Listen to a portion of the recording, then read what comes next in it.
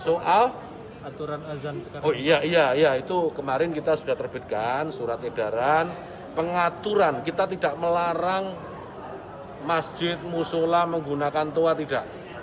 Silahkan karena kita tahu itu bagian dari syiar agama Islam, ya. Tetapi ini harus diatur tentu saja. Diatur bagaimana volume speakernya gitu. Toanya itu nggak boleh kenceng-kenceng, 100 desibel maksimal. Diatur bagaimana kapan mereka bisa mulai menggunakan speaker itu sebelum adzan dan setelah adzan, bagaimana menggunakan speaker di dalam dan seterusnya. Tidak ada pelarangan.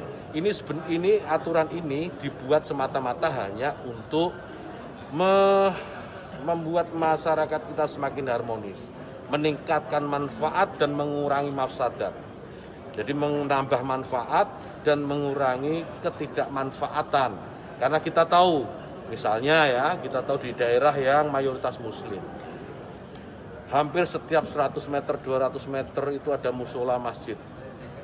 Ya, bayangkan kalau kemudian dalam waktu yang bersamaan mereka semua menyalakan toanya di atas, kayak apa? Itu bukan lagi syiar, tapi menjadi gangguan buat sekitarnya. Kita bayangkan lagi, kita ini muslim, saya ini muslim saya hidup di lingkungan non muslim, ya. Kemudian rumah ibadah saudara-saudara kita non muslim itu bunyikan toa sehari 5 kali dengan kencang-kencang. Rumah ibadah saudara-saudara kita non muslim itu bunyikan toa sehari 5 kali dengan kencang-kencang secara bersamaan. Itu rasanya bagaimana? Yang paling sederhana lagi, tetangga kita ini kalau kita hidup dalam satu komplek itu misalnya, kiri kanan depan belakang pelihara anjing semua. Misalnya menggonggong dalam waktu yang bersamaan, kita ini terganggu enggak? Artinya apa? Bahwa suara-suara ini, apapun suara itu ya, ini harus kita atur supaya tidak menjadi gangguan.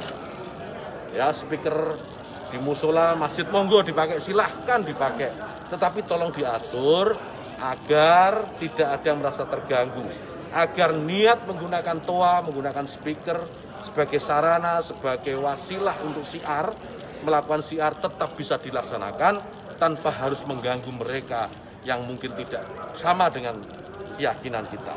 Berbeda keyakinan kita harus tetap hargai. Itu saja intinya. Jadi saya kira dukungan juga banyak atas ini, karena di alam bawah sadar kita kan pasti mengakui itu. Kawan-kawan wartawan ini juga pasti merasakan itu, bagaimana kalau suara itu tidak diatur pasti mengganggu. Truk itu kalau banyak di sekitar kita diam di satu tempat, kemudian misalnya ada truk kiri kanan kita, depan belakang kita, mereka nyalakan mesin sama-sama, kita pasti terganggu. Suara-suara yang tidak diatur itu pasti akan menjadi gangguan kita. Itu ya.